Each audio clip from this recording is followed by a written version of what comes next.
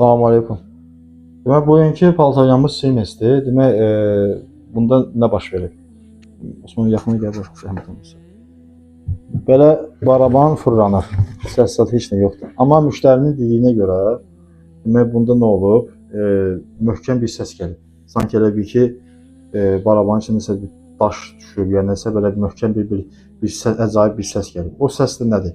Buraları görürsünüz. Bunlar hamısı kəsilir.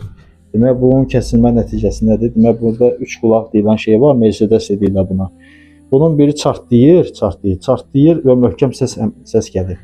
Amma paltar olan zaman yük düşür ona, çartlayır.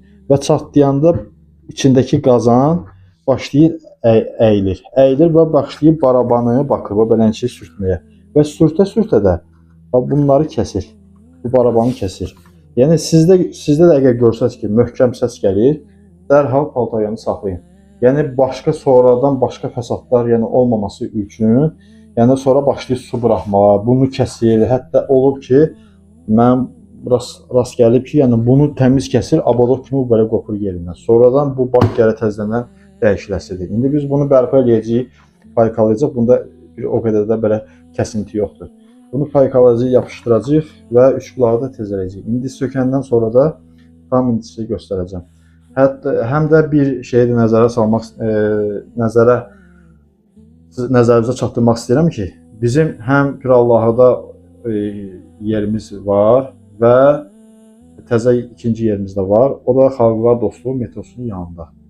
Bazar stolundan düz üzbəyiz.